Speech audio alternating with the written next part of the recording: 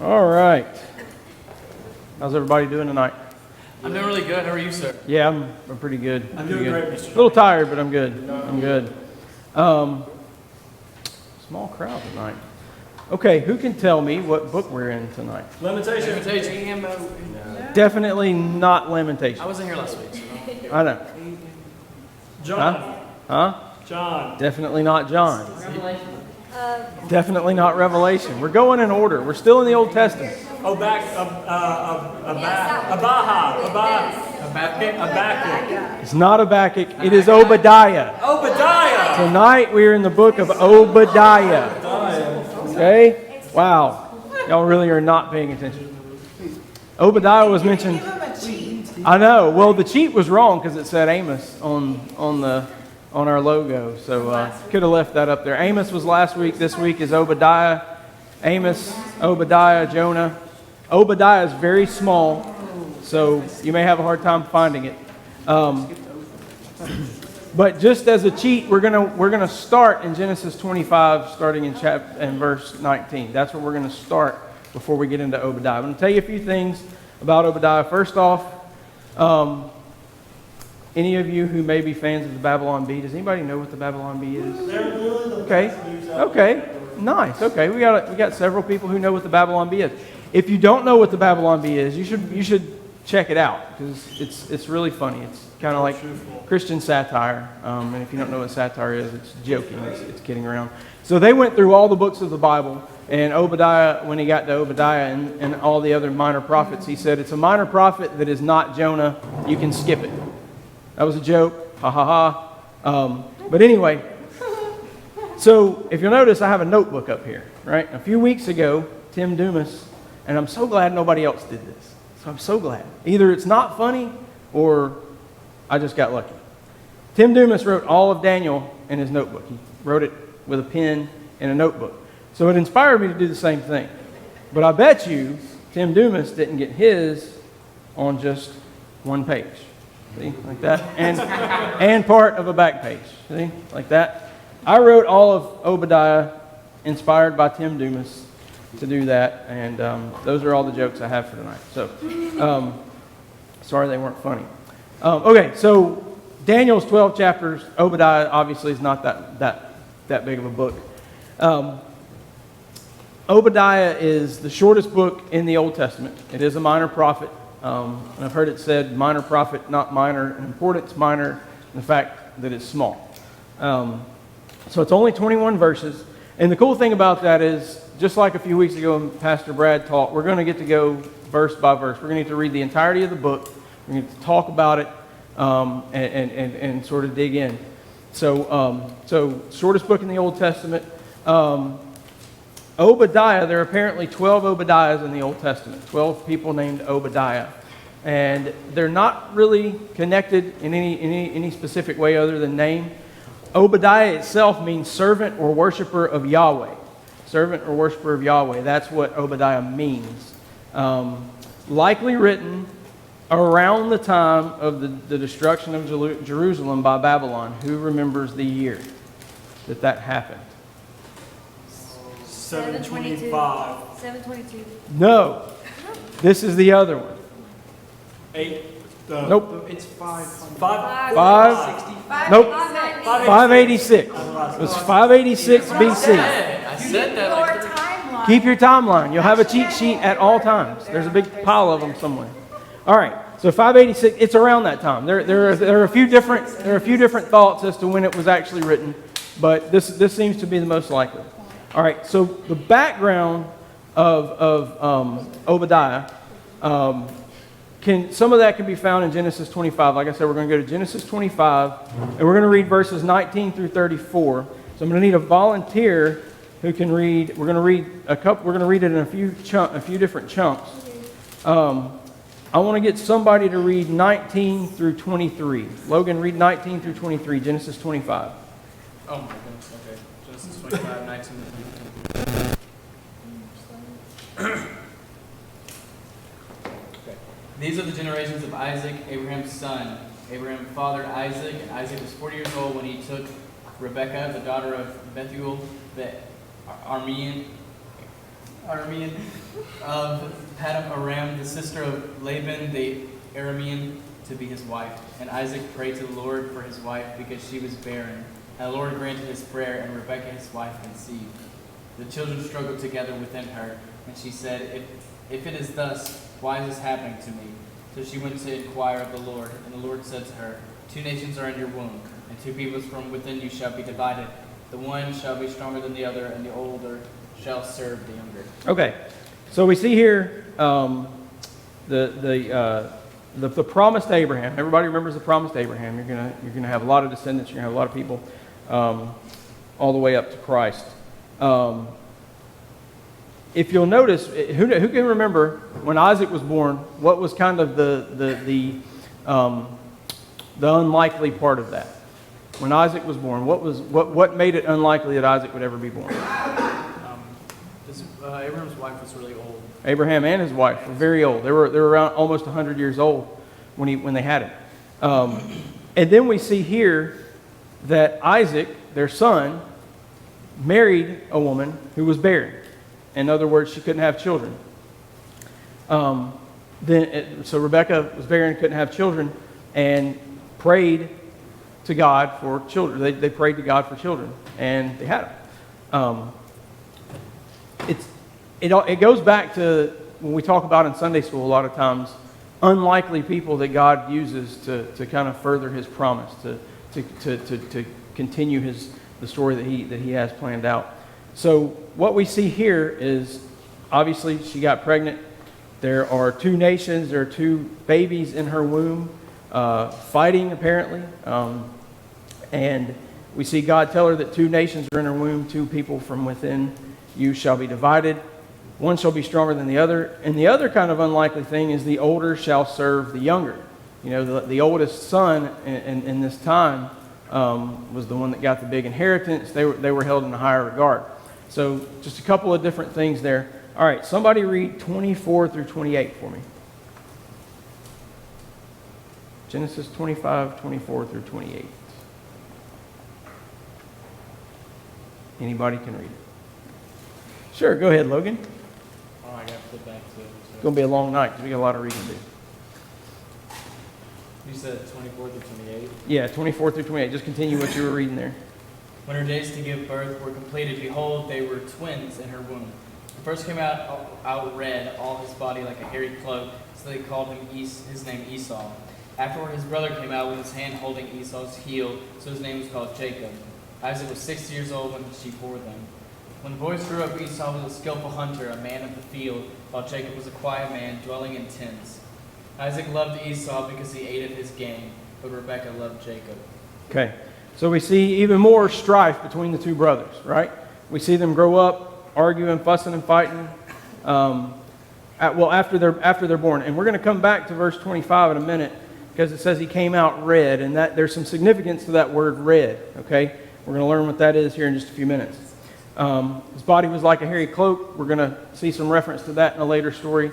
And again, they were fussing, fighting. Esau was a skillful hunter. He was a man's man. He was an outdoorsman. Jacob was not. He dwelled in tents. So he gained the favor of his father. Jacob gained the favor of his mother a little more.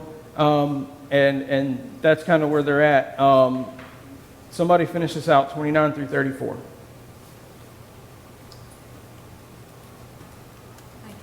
All right, Amelia. Once when Jacob was cooking stew, Esau came in from the field and he was exhausted. And Esau said to Jacob, "Let me eat some of that red stew, for I am exhausted." Therefore his name was called Edom.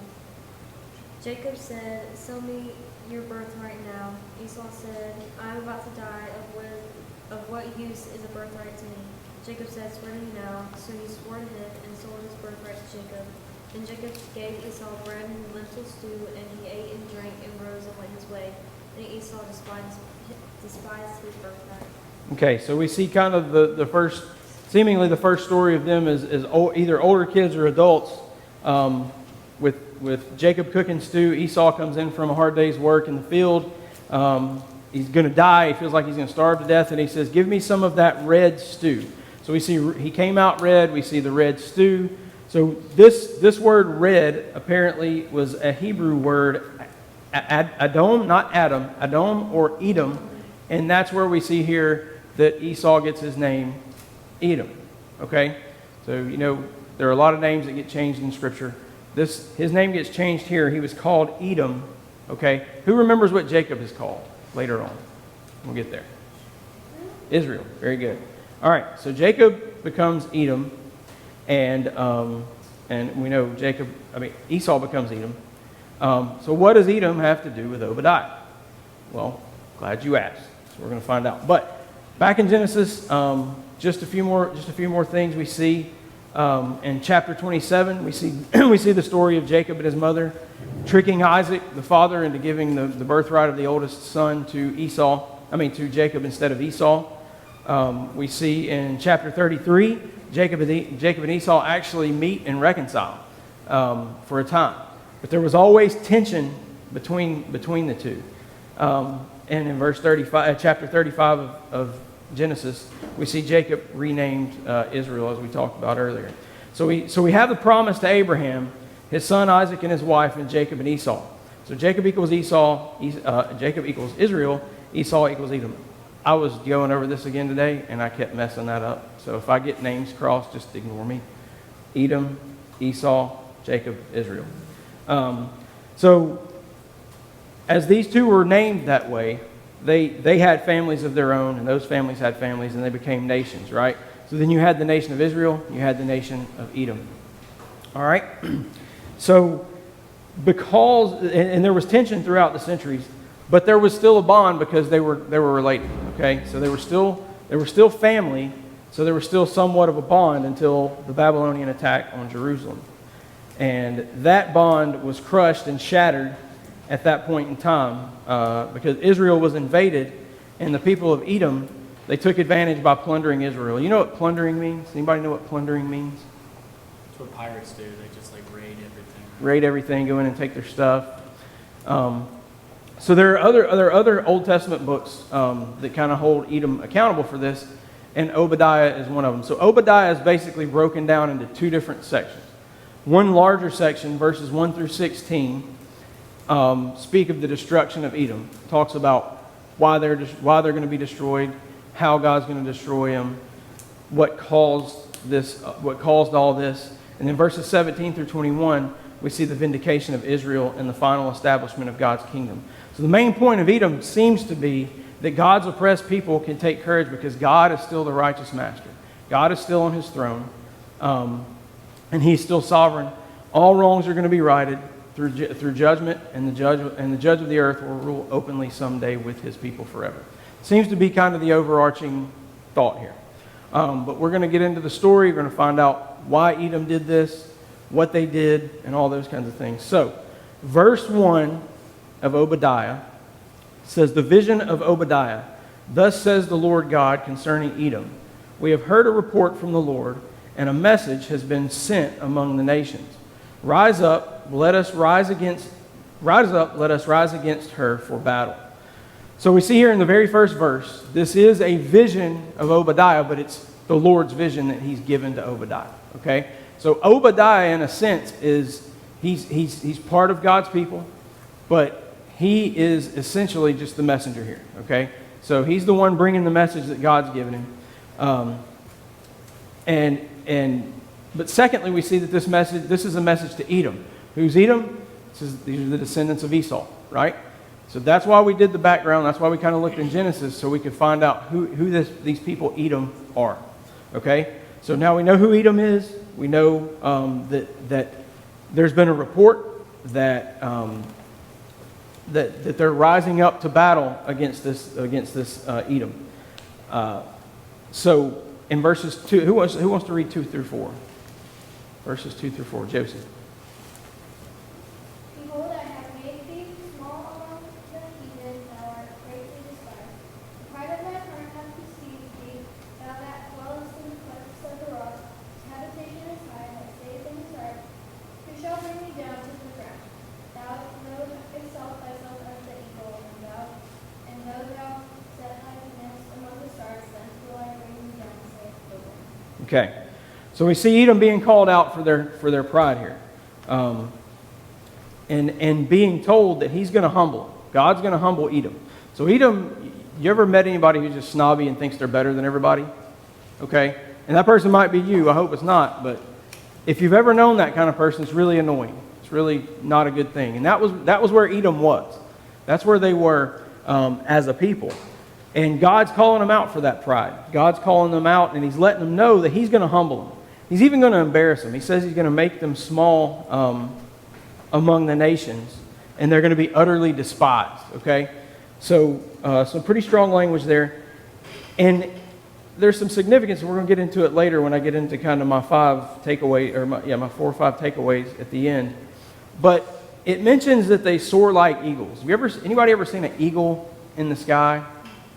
Like a real eagle in the sky? They kind of soar higher up than most of the other birds. I mean, they're way on up there. And that's, again, where Edom thought they were. In their own minds, they were great, and they were way up here. He's going to bring them down, okay? And the root cause of their doom is pride, which has deceived them into thinking that they soar like these eagles, out of the reach of anyone to bring them down. But God declares that they will be brought down, and he explains how in some of the following verses. So 5 and 6. Anybody want to read 5 and 6? Amelia? If thieves came to you, if plunderers came by night, how you have been destroyed. Would they not steal only enough for themselves? If grape gatherers came to you, would they leave their gleanings? How Esau has been pillaged, his treasure sought out. Okay, so he mentions thieves coming in and plunderers come by night. And then he mentions grape gatherers. So has anybody ever had a car or a house broken into? No? Nobody? Okay. So if someone breaks into a car or a house, typically they don't take everything, okay? Typically they're going either for something that they know is there, or they're going for something valuable. They're going to go in there and they're going to find the most valuable thing that they can get as a thief, and they're going to steal it, and they're going to leave the rest, okay? So God is kind of comparing that here to that. And they're looking for the good stuff and going to leave the rest of it. The way God's going to punish Edom is they're going to have nothing left. There's going to be nothing.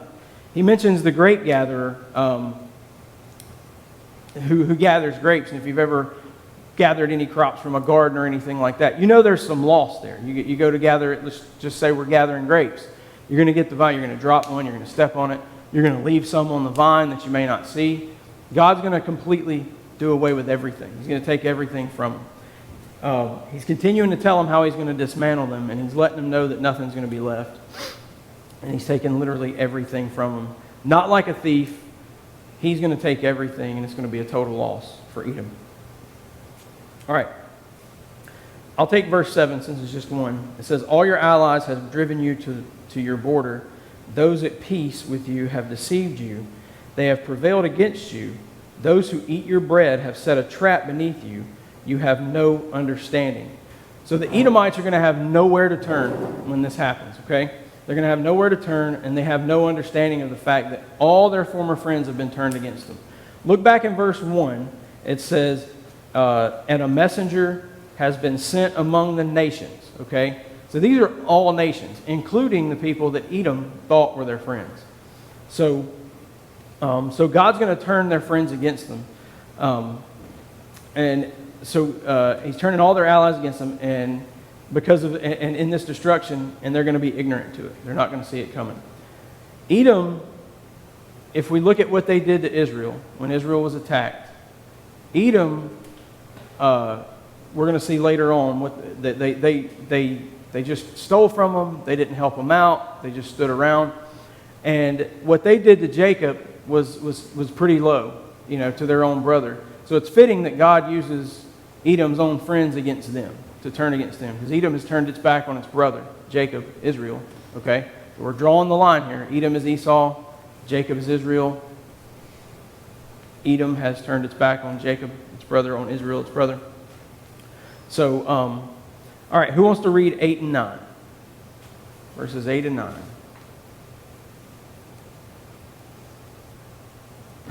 Go ahead, Amelia. Will I not on that day, declares the Lord, destroy the wise men out of Edom, and understanding out of Mount Esau, and your mighty men shall be dismayed, O Teman? Yeah. So that every man from Mount Esau will be cut off by slaughter. Okay, so basically, the synopsis of these verses is Teman is the grandson of Esau. He's a chief of Edom. And Edom is wise and they're strong, okay? So they're not like just this wimpy nation that has no army. They're wise and strong, but that doesn't impress God, and they're no match for God, okay? So that's basically, in those two verses, what we get. I'll read verses 10 through 14. It says, because of the violence done to your brother Jacob, shame shall cover you, and you shall be cut off forever. On the day that you stood aloof, on the day that strangers carried off his wealth, and foreigners entered his gates, and cast lots for Jerusalem, you were like one of them. But do not gloat over the day of your brother in the day of his misfortune. Do not rejoice over the people of Judah in the day of their ruin. Do not boast in the day of distress. Do not enter the gate of my people in the day of their calamity. Do not gloat over his disaster in the day of his calamity. Do not loot his wealth in the day of his calamity. Do not stand at the crossroads to cut off his fugitives. Do not hand over his survivors in the day of distress. So this is basically what Edom has done to get them to this point. We see their pride has shown itself during the time of Israel's deepest need and humiliation. So when the Babylonians were carrying them off to exile, and they were pillaging, and they were doing all these horrible things, the nation of Edom just stood by. It says they stood aloof. They did something that I think, if we're all honest, we've probably done it before. And this is something that the commentary I use called it, one of those uncomfortable type sins. But it's the sin of being happy when you see someone else fail. Okay? That's where Edom found themselves here. Israel was being defeated. Israel was being carried off into exile. Okay? And Edom, their brother nation, so to speak, stood by and allowed it to happen. But we've all fallen into this sin, I think, if we admit it. We've all been happy that someone else failed. Now, it could be an enemy that you didn't want to do well. It could be someone who was maybe doing the same thing that you're doing. Maybe it's basketball. Maybe it's something else. Maybe it's another sport. Maybe it's soccer. Or any other sport, any other thing that could be called a competition. Maybe you just didn't want them to be better than you. Okay? And we have to be careful. We have to guard ourselves against that. We may see somebody who we consider an enemy, and we're happy about it when they fail. And we get pleasure from that sometimes. It helps us not to see our own shortcomings, and it magnifies any success that we may have. Edom relished in the destruction of Judah. As it says, they stood aloof, they gloated, they boasted, and they even looted. Y'all know what looting is, right?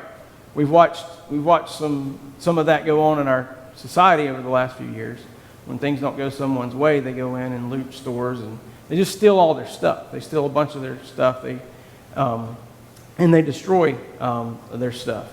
So we see Edom doing this in the face of Israel's most desperate time. So Obadiah and his people knew. Now, Judah, Israel, these guys, they're not innocent, okay? They're not innocent by any means. They're suffering these things because they've sinned. They've not trusted God. If we've watched this whole story so far, from the beginning of the Bible all the way through, we know that God's people have not been perfect. God's people have been flawed. They've sinned. So they knew themselves that they were guilty, right? Edom also knew that they were guilty, and so they took pleasure in this destruction. But by the same token, Israel knew Edom was guilty as well. Watching this, Edom should have been repentant. Edom should have seen the punishment that Israel was going through and been repentant and cried out for mercy, but they didn't. It should have humbled them, but it did not. They gloated instead and looted and did all those things. And God reveals to Obadiah that this sin is not going to go unpunished. Okay? The nation of Edom will pay for this. Anybody want to read verses 15 and 16? Okay. For the day of the Lord is near upon all the nations. As you have done, it shall be done to you. Your deeds shall return on your own head. For as you have drunk on my holy mountain, so all the nations shall drink continually. They shall drink and swallow, and shall be as though they had never been. Okay. So we see sort of a look into the future, the day of the Lord coming. It says that it is coming, or it is upon all the nations. I messed that up. My bad. It is upon all the nations, and then he goes on to tell them, as you've done, it's going to be done back to you. You're going to reap what you sow. So one of the commentaries I read kind of talked about the timing of this, the near future and the distant future sort of merging. And while we can camp out on that, what we need to understand is it's much like eschatology. Anybody remember what eschatology is? Any students? The study of end times. The study of end times. Very good. It's the study of end times. So there's a lot of emphasis on when things are going to happen. Okay? And those are good conversations to have. We need to have them. We need to learn. We need to study those things. I know I need to study them because I don't fully understand them. But the important thing is that it's going to happen. Okay? So in this case, it's not the return of Jesus like we talk about in eschatology, but God's justice is going to be achieved against Edom. And that's the thing that's going to happen. This violent nation who thinks they've done no wrong and they think that they're going to boast forever, very soon the payment's going to be due. Very soon it's going to come a time where they have to pay for what they've done here. And then after that, all nations will give account to God. And that's the conclusion of the first part of the book, the destruction of Edom. Okay, so we've seen some kind of strong language. We've seen why Edom is in the position that they're in and what's going to happen to them because of that. Okay, the second part was the vindication and of God's people. So verses 17 through 21, I'll go ahead and read that. It says, "But in Mount Zion there shall be those who escape, and it shall be holy. And the house of Jacob shall possess their own possessions. The house of Jacob shall be a fire, and the house of Joseph a flame, and the house of Esau stubble. They shall burn them and consume them, and there shall be no survivor for the house of Esau, for the Lord has spoken. Those of the Negeb shall possess Mount Esau, and those of the Shephelah shall possess the land of the Philistines. They shall possess the land of Ephraim and the land of Samaria, and Benjamin shall possess Gilead. The exiles of this host of the people of Israel shall possess the land of the Canaanites as far as Zarephath, and the exiles of Jerusalem who are in Sepharad shall possess the cities of Negeb. Saviors shall go up to Mount Zion to rule Mount Esau, and the kingdom shall be the Lord's." So we see Obadiah assures the people of Judah that on the Lord's day there's going to be hope for those in Zion. Okay? Since Judah had been driven into exile for its unbelief, and since judgment was coming upon Edom and the nations because of their pride and violence, we have to assume the people who escape God's judgment are those who are humble and trust God in His mercy. Okay? We're going to get into this a little bit more in just a second in one of the takeaways. So just kind of remember this. The second part of the book holds out the hope for salvation for the remnant of Israel and the promises that in the end the kingdom will not belong to the Babylonians nor to the Edomites, but to the Lord. Okay? Promises made long ago to Abraham, Isaac, and Jacob. And we hear that a lot, right? Abraham, Isaac, and Jacob. And again, we're going to get into that a little bit more. That their descendants would possess the land will not be frustrated. It will not be thwarted. This is God's plan. In Sunday school, we're talking about God's plan. As many unlikely people, as many unlikely scenarios, it's not going to be thwarted. And in the New Testament, we see how much larger this fulfillment will be than what is seen here. So here we've got a picture of what's to come, okay? And it's a smaller picture, but it's still a good picture of what is to come. So we see the people that he's talking about are the people of Israel, right? That's much more expansive in the New Testament. Galatians 3:28 through 29 talks about there's neither Jew nor Greek, there's neither male nor female. All nations, all types of people are going to be saved. Not only the Jews. Paul says in Romans 4:13 that the descendants of Abraham will inherit the world, not just a territory. So in these last verses, we see just some specific places that they inherit. But moving further along, they're going to inherit the world. Matthew 5:5 says, "Blessed are the meek, for they shall inherit the earth." Not just a small part of it. And then Psalm 22:28 through 29 says the kingdom belongs to the Lord, and he rules over the nations. So he doesn't rule just over part of it. He doesn't rule just over earth. He rules over everything. Okay? So repentant, Christ-honoring Israel will have her land, but it will only be a small province in the kingdom of the Lord. And like all other provinces, it will be freely shared with the people from every tribe, tongue, and nation, and to those who are followers of Christ. Okay? So from this book, I've got 5 takeaways, and then I've got something I want to end on, something that y'all have probably heard before. So takeaway number 1 is God rules in the world right now, and turns the course of nations and history as he pleases. If this wasn't true, he couldn't promise Judah that he would cut off Edom and establish Jacob. Okay? No Christian, so we live in a world of sin, right? We look at this world and we go, man, this world's messed up. All right? And we would be correct, right? The world is very messed up. But we don't have to be afraid of that. As the commentary put, we don't have to feel like kids in the back of a station wagon back in the 80s. Now, only the adults in here may get that, because we didn't wear seat belts when we were kids. We just bounced around the car most of the time. And I probably shouldn't say that, but that's what we did, and we survived it. But God is in control. We don't have to feel that way. We don't have to feel dismayed when we look around at the world. The second takeaway is pride is deceptive. Pride is very deceptive. Verse 3 said, "The pride of your heart has deceived you." Who knows what it means to be deceived? Huh? Fooled, tricked, yeah. Be given a lie and made to believe it. Okay? So pride is that. Pride is deceptive. It makes us think we're independent, self-sufficient.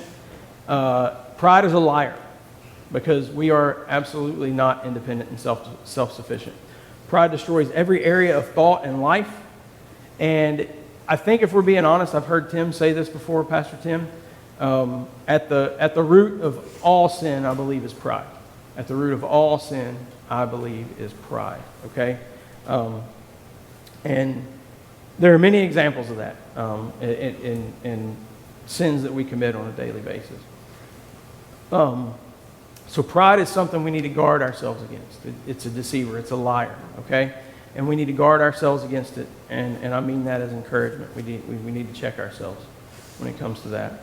The next thing along those lines is pride is going to be punished, and it's going to be bad. Back to verse 4, where it says, "Though you soar aloft like the eagle, though your nest is set among the stars, from there I will bring you down, declares the Lord." Like we talked about the eagles, they fly super high up in the air. They fly above, I think, any other bird. I didn't look up the science on this, but I actually have a video on my phone of 2 eagles flying around like my backyard. And you can barely see them in the video, but you can hear them. And it's just interesting that these people, that's where they thought they were. Like I said earlier, that's where they thought they were. And as we all know, the higher you are, the harder you fall, right? When you fall, it's harder. It hurts worse. So that's what God's promised them, and he's going to let them fall from that. He's going to let them fall from that height that they think that they're at. Fourth takeaway, proud people and nations will reap what they sow. Verse 15 says, "As you have done, it shall be done to you. Your deeds shall return to your own head." If our pride is something that leads us to live without God, He will grant us that independence often. Okay? Who understands that? He'll grant us that independence. He'll give us what we want. Is there anywhere else in Scripture that you see that example of God giving people over? Romans 1, 24 through 32, we see Paul talking about God giving people over to the lust of the flesh, to the things that they think that they want. And he gave them over in Romans to what they thought they want, to their own demise. See, Edom lived a good earthly life. Edom had lots of things. Edom was allowed to stand by and watch Israel go through their punishment for their sin. Not only that, they were allowed to go in and plunder and loot and do all the things that they did. They were allowed these things. And it sort of looked like they weren't being punished for it. Anybody know a quote-unquote bad person who seems to have it all here on earth? You know, we've talked about celebrities who have committed suicide and things like that because the things of this world were not enough, right? So we see that. And the last takeaway, and this is where we're going to get kind of our gospel Jesus connection, okay? In the book of Obadiah. In verse 17 it says, "But in Mount Zion there shall be those who escape, and it shall be holy." Okay? There's an escape. All right? There's an escape, and there's salvation from God's wrath. God made that way through Jesus. Is it good for God to punish sin? Shake your head up and down. Yes. Is it good for God to forgive sin? Yes. It is good for God to forgive. If he, apart from doing either one of these things, he's not holy and he ceases to be God. He does these things. And again, this is where we find the gospel. Those who by grace have fled from the wickedness of pride and humility and holiness, and to humility and holiness, will find refuge on the day of the Lord. Zion, the city of God, shall be holy because it will be filled not with those who never sinned, but those who have been broken and humbled by their sin. Okay? So, the last thing I want us to go over has to do with Jacob and Esau, and I don't think we've covered this yet in our studies. But we see later on in the Bible, in Romans 9, we see this sentence that often bothers people. Jacob I have loved, but Esau I have hated. Okay? So that's God speaking. All right? Jacob I have loved, but Esau I have hated. What do you think that the world likes to pull from that? Which part? Jacob I have loved or Esau I have hated? Esau I have hated. That's an easy one for the unbelieving world, where if there is a God, he's hateful. He doesn't love, right? There's a saying, I want to say James White said it. I know he's re-quoted it, but it goes something like this. The wonder of Jacob I have loved, Esau I have hated is not Esau I have hated. It's Jacob I have loved. Okay? And what do I mean by that? Well, Jacob, just like you and I, is a sinner. Okay? We talked about back in Genesis what Jacob did, some of the things that Jacob did. He fooled his father into getting the older brother's inheritance. He literally put on a coat so that he would feel hairy, so that his father would feel it, because his father was going blind because he was old. So that his father would feel it and think he was Esau, give him the inheritance. He bought his brother's birthright for a bowl of soup. Okay? So we see too many times people camp out on Esau I've hated, and when they should camp out on Jacob I've loved. They say things like, I can't believe God said he hated Esau. He's God. He's love. But we fail to be in awe that Jacob I've loved. So like David and Paul, like Joe, like Keith, like Brad, like me, the list goes on. Jacob sinned. Like I said, he deceived his father. He bought his brother's birthright. But he was chosen by God. And we shouldn't be near as obsessed about Esau as we are about what happened for Jacob, with God loving him. Again, in many circles we hear people say a loving God wouldn't send anyone to hell, right? Yeah, many of y'all have heard that. A loving God wouldn't send anyone to hell. The truth is, you're headed to hell. Period. Apart from the grace of God. So we're already headed there, but the fact that God saves even one person shows his love and mercy and grace. Through his son Jesus, he made a way. He made an escape, like we talked about there in Obadiah. That escape is Jesus Christ. Okay? He made an escape, and that, folks, is the miracle. That is what should have us in awe. That he saved somebody like me, that he saved somebody like you if you're saved in here. That's what should have us excited. That's what should have us in awe at all times. I don't deserve it, you don't deserve it, and Jacob certainly did not deserve it. But we have it through Christ. And that should cause us to be in constant awe. And that's what I've got. I'm going to pray for us, and we'll be done. Dear God, we just thank you for this time that we've had. We thank you for your word. Thank you for this small book of Obadiah and what it means. We thank you for that escape that is Jesus Christ. And we thank you for loving sinners like us and seeing Christ's righteousness rather than that sin when you look upon us.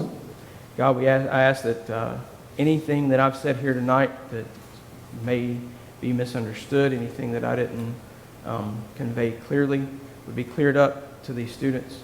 And Lord, just pray that you would be with them and that they would grow from this lesson and learn from it. We pray all this in Jesus' name. Amen.